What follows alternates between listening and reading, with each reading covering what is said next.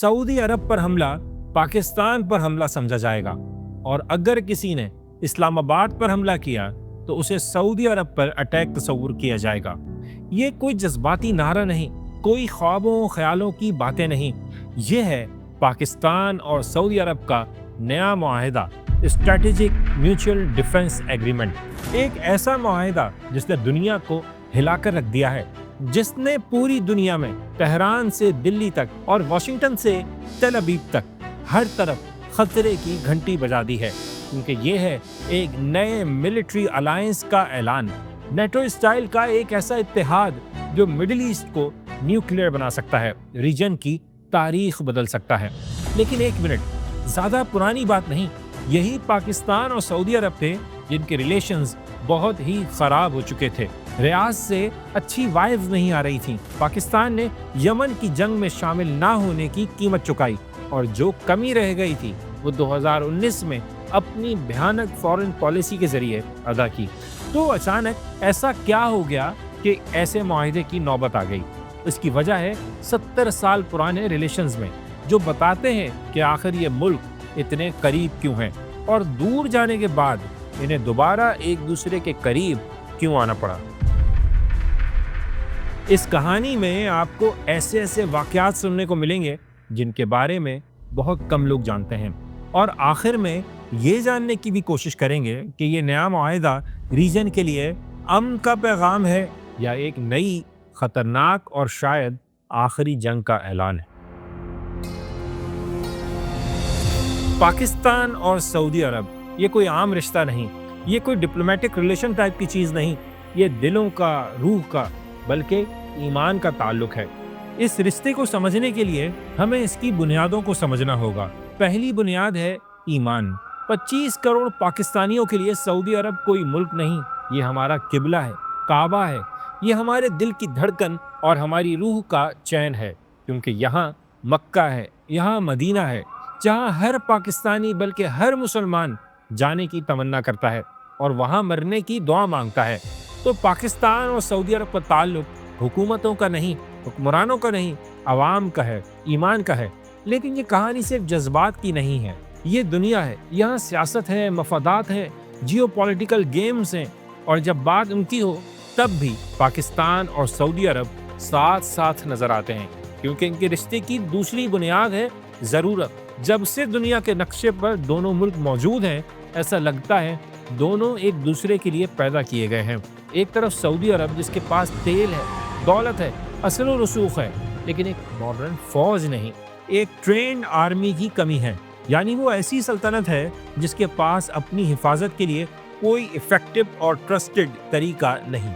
اور دوسری طرف پاکستان، ایک نسبتاً نیا ملک جس کا خزانہ تو خالی ہے، لیکن اس کے پاس ایک چیز ایسی ہے جو دنیا کے بڑے بڑے ملکوں کے پاس نہیں، ایک بہترین پروفیشنل اور بیٹل ہارڈنڈ آرمی۔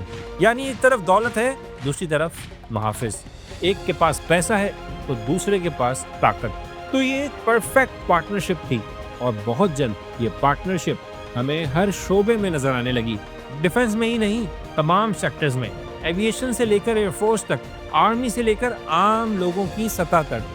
دو پاورز ملی، ریجن میں ایک نئے دور کی شروعات ہوئی، وہ اعتماد قائم ہوا جس میں دونوں آنکھیں بند کر کے ایک دوسرے پر ٹرسٹ کر سکتے تھے۔ ایمان اور ضرورت نے ایک رشتے کو جنم دیا، ایک گولڈن ایرا شروع ہو گیا۔ جب پاکستان بنا تو سعودی عرب ان پہلے ملکوں میں سے ایک تھا جس نے اسے تسلیم کیا، اور کیوں نہ کرتا، دونوں نظریاتی طور پر اتنے قریب جو تھے۔ اس دور میں جب پوری مسلم ورلڈ یا تو ویسٹرن اسٹائل کے سیکولر ماڈل پر چل رہی تھی یا پھر سوویت یونین کے الحاد زدہ سوشلزم کے پیچھے تھی، اس ماحول میں صرف دو ریاستیں ایسی تھیں جن کی نظریاتی سمت بالکل ایک ہی طرف تھی، ایک پاکستان جو اسلام کے نام پر بنا، اور دوسرا سعودی عرب جو اسلام کا مرکز تھا۔ یہ ایک نیچرل الائنس تھا جس کی بنیاد نقشوں پر نہیں تھی بلکہ دل میں اور عقیدوں پر تھی۔ تو جلد ہی دونوں ملک ایک دوسرے کے قریب آ گئے، اور کچھ ہی سال بعد یہ ریلیشن کس لیول پر پہنچ گئے اس کا اندازہ ایک خط سے لگایا جا سکتا ہے جو شاہ سعود ابن عبدالعزیز نے 1954 میں پاکستان کے گورنر جنرل غلام محمد کو لکھا تھا۔ اس خط میں ان کے الفاظ تھے، اگر پاکستان مضبوط ہوگا تو ہم بہت خوش ہوں گے۔ اس میں کوئی شک نہیں کہ پاکستان کی طاقت ہماری طاقت ہے، اور اگر یہودیوں نے سرزمین مقدس پر حملہ کیا تو پاکستان حرمین کی حفاظت کے لیے سب سے آگے ہوگا، جیسا کہ اس نے وعدہ کیا ہے۔ لیکن اس سے پہلے کہ سعودی عرب پر کوئی مشکل آتی، پاکستان اپنی تاریخ کے نازک ترین موڑ پر پہنچ گیا۔ جی ہاں، 1971 آ گیا، ملک دو ٹکڑے ہو گیا، مشرقی پاکستان بنگلہ دیش بن گیا۔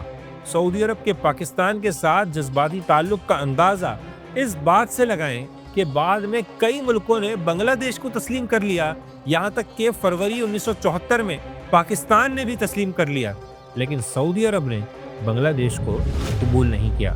جب 1975 میں شیخ مجیب الرحمان کا قتل ہو گیا، بنگلہ دیش میں نئی حکومت آئی، تب جا کر شاہ خالد بن عبدالعزیز نے بنگلہ دیش کو تسلیم کیا۔ لیکن اس زمانے میں پاکستان کے لیے مسئلہ بنگلہ دیش نہیں، ایک اور تھا، ایک بہت ہی بڑا خطرہ جو مئی 1974 میں سامنے آیا۔ پاکستان کی سرحد سے صرف 100 کلومیٹر کے فاصلے پر بھارت نے اپنا پہلا ایٹمی تجربہ کر دیا۔ پاکستان جو ابھی 71 کے صدمے سے نکلا بھی نہیں تھا کہ اب اس کے سر پر ایٹمی تلوار لٹک رہی تھی۔ اس مشکل وقت میں بدترین حالات میں پاکستان نے سعودی عرب سے رابطہ کیا۔ ذوالفقار علی بھٹو نے شاہ فیصل بن عبدالعزیز سے ملاقات کی اور اس سچویشن کے بارے میں بتایا۔ کہا جاتا ہے کہ شاہ فیصل نے پاکستان کے نیوکلیئر پروگرام کے لیے مدد اس وعدے کے ساتھ کی کہ اگر سعودی عرب پر کبھی کوئی برا وقت آیا تو پاکستان اسے سیکیورٹی امبریلا فراہم کرے گا۔ لیکن شاہ فیصل کے بیٹے اور سابق سعودی انٹیلیجنس چیف شہزادہ ترکی اور فیصل ہمیشہ اس بات کی تردید کرتے آئے ہیں کہ سعودی عرب نے کبھی نیوکلیئر پروگرام میں پاکستان کو کوئی مدد دی۔ لیکن کئی کتابوں میں اس کا حوالہ ہے، خصوصاً شجاع نواز کی مشہور کتاب کراس سورڈز بھی یہی کہتی ہے کہ پاکستان نے سعودی عرب اور لیبیا کی مدد سے اپنے نیوکلیئر پروگرام کو آگے بڑھایا تھا۔ تو پاکستان کا کہنا تھا، ہم گھاس کھائیں گے لیکن اپنا ایٹم بم بنائیں گے۔ اگر ہم پر گھاس کھانے کی نوبت نہیں آئی تو اس کی وجہ سعودی عرب ہی تھا۔ دونوں ملکوں کا یہ تعلق اور گہرا ہوتا چلا گیا، اور پھر وہ سال آ گیا جس نے سب کچھ بدل دیا۔ وہ سال جس میں 3 ایسے ایونٹس ہوئے جو پاکستان اور سعودی عرب کو ایک دوسرے کے بہت قریب لے آئے۔ فروری 1979، تہران کی فضاؤں میں ایئر فرانس کا ایک جہاز پرواز کر رہا تھا، اور نیچے ہزاروں بلکہ لاکھوں لوگ اس پرواز سے آنے والے شخص کی ایک جھلک دیکھنے کے لیے موجود تھے۔ یہ انقلاب کا اعلان تھا۔ جی ہاں، یہ ایران میں انقلاب کا دن تھا، 11 فروری 1979 کا دن، جب امام خمینی کی قیادت میں آنے والی تبدیلی نے ایران ہی نہیں پورے ریجن کو بدل دیا۔ سعودی عرب کے ویسے بھی ایران کے ساتھ تعلقات اچھے نہیں تھے۔ شاہ کے دور میں ایران نے اسرائیل کو ریکگنائز کر لیا تھا اور صہیونی ریاست کے ساتھ اس کے بہت اچھے تعلقات تھے، اور یہی بات سعودی عرب کو بہت بری لگتی تھی۔ لیکن انقلاب کے بعد ایران اسرائیل کا دشمن تو بن گیا، مگر ساتھ ہی ریجن میں سعودی عرب کا ڈائریکٹ کمپیٹیٹر بھی بن کر سامنے آیا۔ خطرے کی گھنٹی بج رہی تھی، اور اس سے پہلے کہ کچھ سوچا جاتا، خود سعودی عرب میں ایک ایسا واقعہ پیش آیا جو کسی کے وہم و گمان میں بھی نہیں تھا۔ یہ 20 نومبر 1979 کا دن تھا۔ حج کے دن گزرے ہوئے کچھ ہفتے ہی ہوئے تھے، بلکہ دنیا بھر کے ہزاروں لوگ ابھی تک سرزمین مقدس پر ہی موجود تھے۔ مسجد حرام میں نماز فجر کی تیاریاں چل رہی تھیں۔ تقریباً 50,000 لوگ موجود تھے کہ اچانک کچھ لوگوں نے امام کعبہ کو پکڑ لیا، اور پھر آنن فانن مسجد کے تمام دروازے بند کر دیے گئے، اور اس سے پہلے کہ کچھ پتہ چلتا 400 سے 500 لوگوں نے حاجیوں کو یرغمال بنا لیا۔ یہ اپنی نوعیت کا عجیب و غریب واقعہ تھا۔ آخر مکہ جیسے شہر میں ایسا کیسے ہو سکتا ہے؟ امن کے شہر میں یہ جنگ کون لے کر آیا؟ کچھ نہیں پتا تھا۔ سعودی فوج نے شروع میں بڑی کوشش کی کہ حملہ آوروں کو ناکام بنائے، لیکن وہ بے بس نظر آئی۔ اس مشکل گھڑی میں سعودی عرب نے پاکستان اور فرانس سے مدد مانگی، اور پھر اسلام آباد سے پاکستان کے SSG کمانڈوز کا ایک اسکواڈ روانہ ہوا۔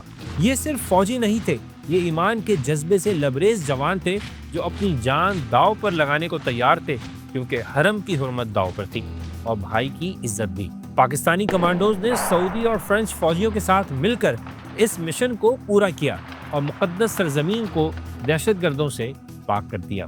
سب کو اندازہ ہو گیا کہ مشکل گھڑی میں سعودی عرب کس پر اعتماد کرتا ہے،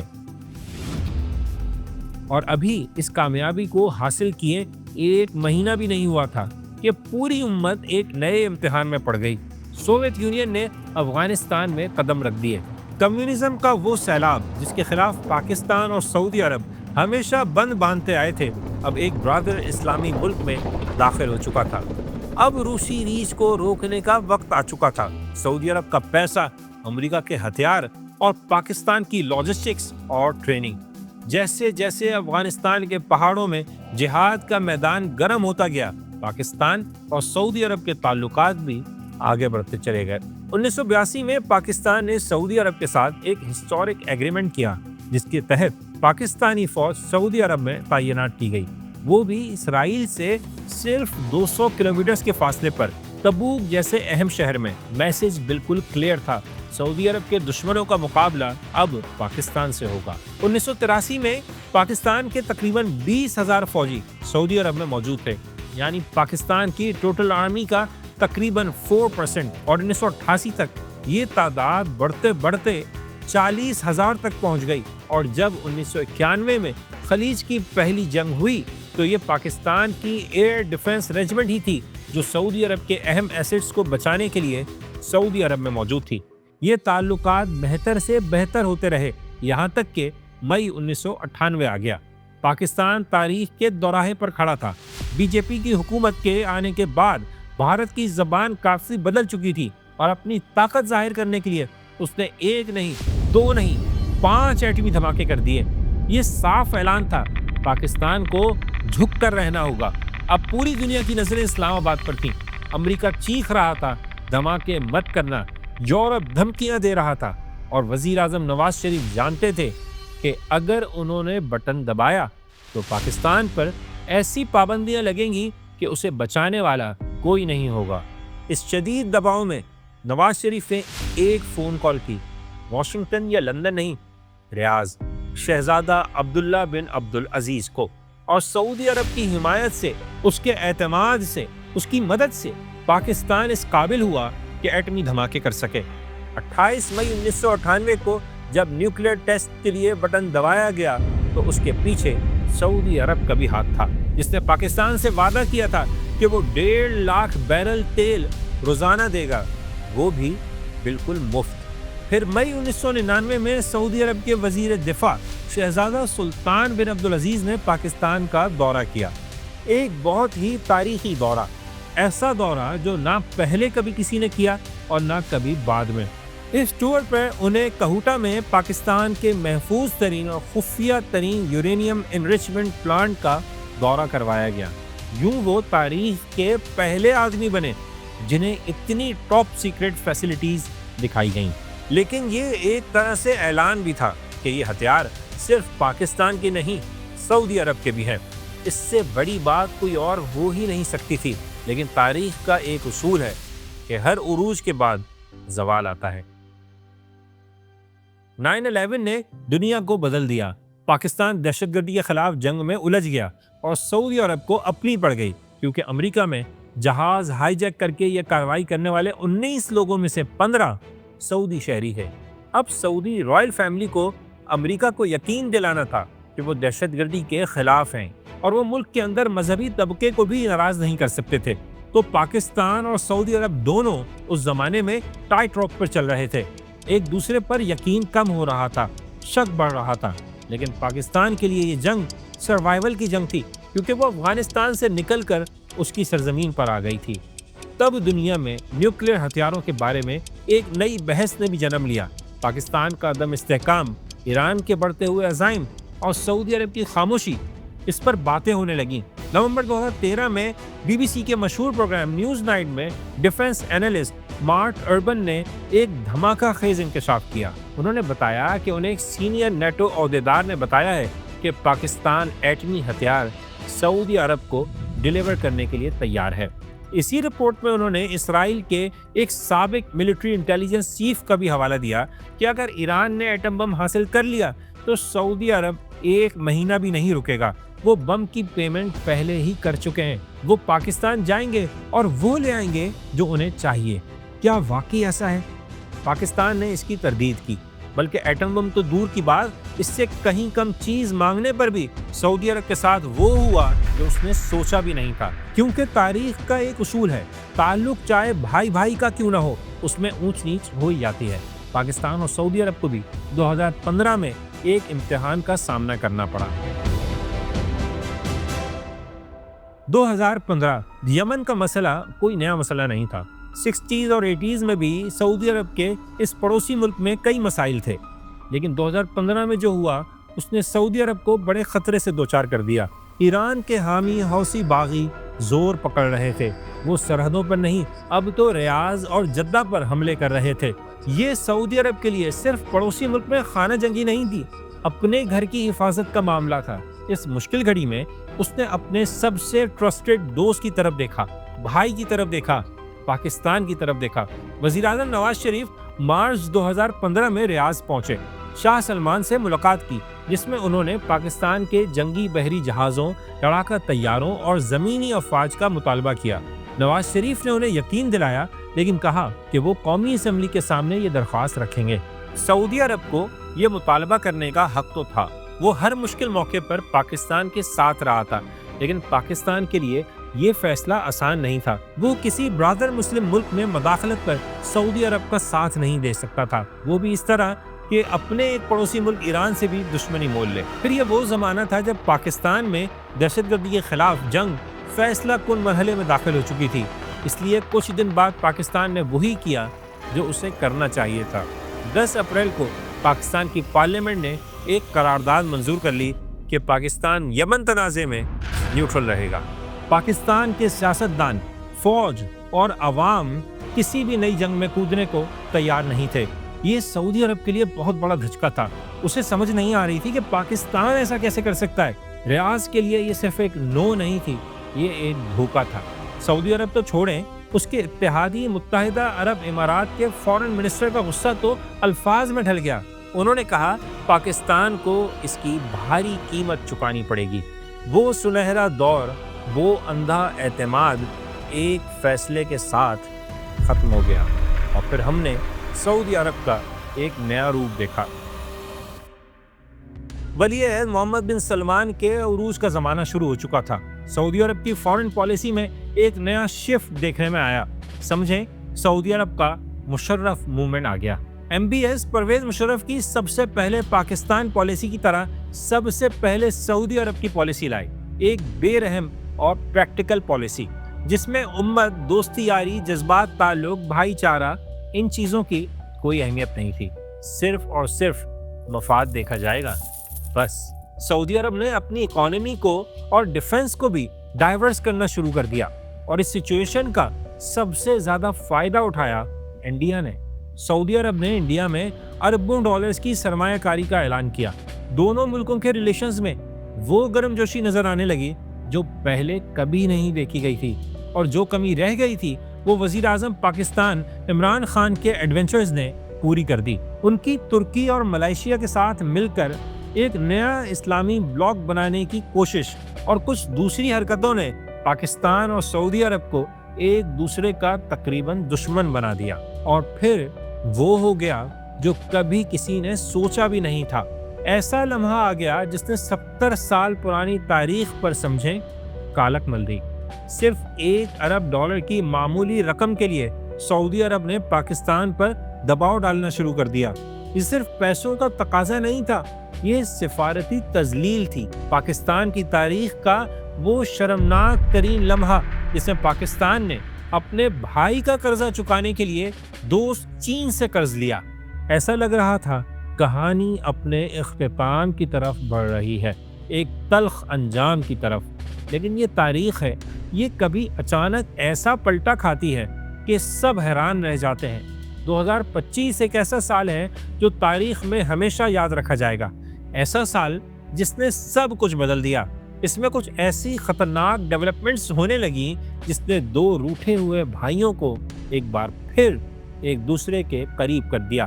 اپنے سروائیول کے لیے ایک دوسرے کے ساتھ چلنے پر مجبور کر دیا۔